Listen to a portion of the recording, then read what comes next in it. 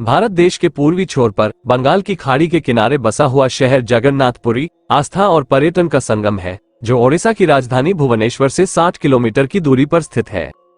हिंदू मान्यता में 4 धाम है: बद्रीनाथ धाम, द्वारकाधीश धाम, रामेश्वरम और जगन्नाथपुरी। और ये कहानी है जगन्नाथपुरी की, जहाँ पे आज भी श्री कृष्ण का वास्तविक दिल धड़कता है। आज की इस वीडियो में हम जानेंगे कि आखिर क्यों की जाती है जगन्नाथपुरी में भगवान की अधूरी प्रतिमा की पूजा। दोस्तों, आपको ये जानकर बड़ी हैरानी होगी कि भगवान जगन्नाथ की प्रतिमा के हाथ पैर नहीं है। आखिर ऐसा क्या कारण है कि भगवान जगन्नाथपुरी की प्रतिमा के हाथ पैर नहीं है? चलिए जानते हैं पूरी कहानी।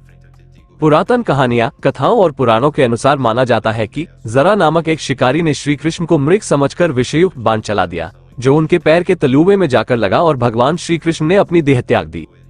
और जब पांडवों को इसके बारे में पता लगा तो उन्होंने श्री कृष्ण के मृत शरीर का अंतिम संस्कार किया।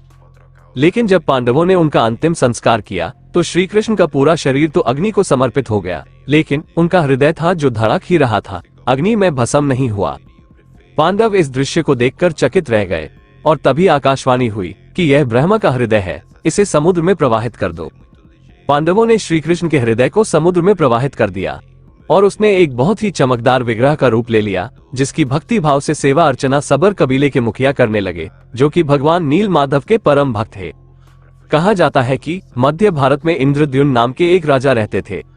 उनकी राजधानी का नाम अवंती था। राजा इंद्रद्युम्न बहुत ही दयालु राजा थे और वह भगवान विष्णु के बहुत बड़े भक्त थे और हमेशा भगवान विष्णु के दर्शन के लिए इच्छुक रहते थे।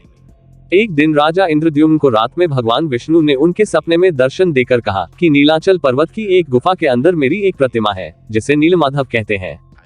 प्रभु बोले, तुम एक मंदिर बनवाओ और उसमें मेरी यह मूर्ति स्थापित कर दो। नीलाचल पर्वत पर सबर कबीला था, जिसका मुखिया विश्ववसु भगवान नीलमाधव का उपासक था और उसने मूर्ति को गुफा में छुपा कर रखा था। वो गुफा में उनकी पूजा अर्चना और सेवा करता था। राजा इंद्रद्युम्न ने अपने सेवकों और छोटे भाई विद्यापति को उसी मूर्ति को ढूंढ लाने का कार्य सौंपा और अलग अलग दिशाओं में प्रभु नीलमाधव को ढूंढने के लिए भेज दिया। विद्यापति सर्व कबीले में जा मिला और मुखिया विश्ववसु की पुत्री से विवाह कर लिया। कुछ दिनों के बाद विद्यापति ने अपने ससुर विश्ववसु से भगवान नीलमाधव के दर्शन करने की इच्छा व्यक्त की। पहले तो विश्ववसु ने मना कर दिया, क्योंकि वहां किसी को जाने की आज्ञा नहीं थी और न ही विश्ववसु के बिना किसी को पता था कि प्रभु नीलमाधव कहाँ है। परंतु बाद में बेटी की जिद के कारण हाँ कर दी। विश्ववसु विद्यापति की आंख पर पट्टी बांधकर भगवान नीलमाधव के दर्शन कराने ले गया। विद्यापति चतुराई करके जाते समय रास्ते में सरसों के दाने गिराता गया और बाद में सरसों के दानों के जरिए गुफा से मूर्ति चुराकर राजा इंद्रद्युम्न के पास ले गया। विश्ववसु भगवान नीलमाधव की मूर्ति चोरी होने और विद्यापति के दिए धोखे से बहुत दुखी हुआ, जिसे देखकर भगवान विष्णु भी विद्यापति से रुष्ट हो गए। राजा इंद्रद्युम्न ने एक विशाल मंदिर का निर्माण करवाया और भगवान विष्णु से मंदिर में विराजमान होने के लिए प्रार्थना की, पर भगवान ने अपने भक्तों को दर्शन देने से इनकार कर दिया। जो भी भगवान नीलमाधव के दर्शन करने आता, भगवान के तेज से उसकी आंखें ही ना खुल पाती। इस पर राजा बहुत चिंतित हो गया और प्रभु को मार्गदर्शन के लिए विनती करने लगा। भगवान ने कहा कि द्वारका से लकड़ी का एक बड़ा टुकड़ा समुद्र में तैरकर पुरी तक आ गया है, उससे तुम मेरी मूर्ति बनवाओ और उसमें मेरी स्थापना करो। राजा के सेवकों ने टुकड़े को तो ढूंढ लिया, पर वे सब मिलकर भी उसे उठा नहीं पाए। बहुत प्रयत्न के बाद भी शक्ति से शक्तिशाली व्यक्ति भी उस टुकड़े को ना ही ना सका और राजा बहुत परेशान हो गए। और तब उन्होंने भगवान हनुमान की उपासना की कि वो अपने बल से इस टुकड़े को उठाएं। तब प्रभु हनुमान जी ने उनको कहा कि इसे सिर्फ भगवान नीलमाधव का परम भक्त ही उठा सकता है, जिसने आज तक इनकी सेवा की, और वो कोई नहीं, कबीले के मुख्य विश्ववसु है।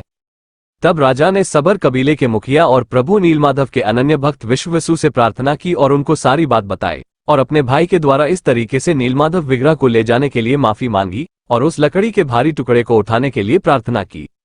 विश्ववसु ने विद्यापति को माफ कर दिया और साथ चलने के लिए राजी हो गया। सबको बहुत आश्चर्य हुआ जब विश्ववसु, राजा इंद्रद्युम्न और विद्यापति बड़ी आसानी से भारी भरकम लकड़ी को उठाकर मंदिर तक ले आए। राजा इंद्रद्युम्न में उस लकड़ी के टुकड़े की प्रतिमा बनाने के लिए कई कुशल कारीगर लगाए, पर उन कारीगरों में से कोई भी लकड़ी में एक छेनी तक भी नहीं लगा सका। तब सृजन के देवता भगवान विश्वकर्मा एक बुजुर्ग व्यक्ति का रूप धरकर आए। उन्होंने राजा से भगवान नीलमाधव की मूर्ति बनाने की इच्छा व्यक्त की और अपनी शर्त भी रखी कि वे 21 दिन में मूर्ति को एकांत में बनाएंगे। उन्हें कोई मूर्ति बनाते हुए नहीं देख सकता और न ही वो कमरे में प्रवेश करेगा। राजा ने उनकी शर्त सहर्ष स्वीकार कर ली। अब लोगों को कमरे के अंदर से आरी, छेनी, हथौड़ी की आवाजें सुनाई दे रही थी। इसी बीच रानी गुंडिचा, जो राजा इंद्रद्युम्न की पत्नी थी, दरवाजे के पास गई, पर उन्हें कोई आवाज सुनाई नहीं दी। उसे लगा कि कहीं इतने दिन भूखा प्यासा रहने के कारण वो बूढ़ा कारीगर मर तो नहीं गया है, और रानी ने घबराकर छत की अनदेखी करते हुए कमरे का दरवाजा खोल दिया। जैसे ही कमरे का दरवाजा खोला गया तो बूढ़ा व्यक्ति कहीं दिखाई नहीं दिया और कमरे में 3 अधूरी मूर्तियां प्राप्त हुई। भगवान नीलमाधव, जगन्नाथ और उनके भाई के छोटे छोटे हाथ बने थे, लेकिन उनकी टांगें नहीं बनी थी और सुभद्रा जी के तो हाथ पांव ही नहीं बने थे। राजा इंद्रद्युम्न ने इसे भगवान जगन्नाथ की इच्छा मानकर इन अपूर्व प्रतिमाओं को मंदिर में स्थापित कर दिया। इस प्रकार तब से भगवान जगन्नाथ और उनके भाई बहन इसी रूप में भक्तों को दर्शन दे रहे हैं। तो इसी कारणवश भगवान जगन्नाथ की आदि प्रतिमा की पूजा की जाती है। दोस्तों, आशा करता हूं आपको ये जानकारी अच्छी लगी होगी। हम हाजिर होते रहेंगे ऐसी और भी वीडियोस लेकर। तब तक के लिए जय जगन्नाथ। और हाँ, आप चैनल को सब्सक्राइब, वीडियो को लाइक करना मत भूलिएगा, ताकि आप तक ऐसी कहानियां पहुंचाने का हमारा उत्साह कम ना हो।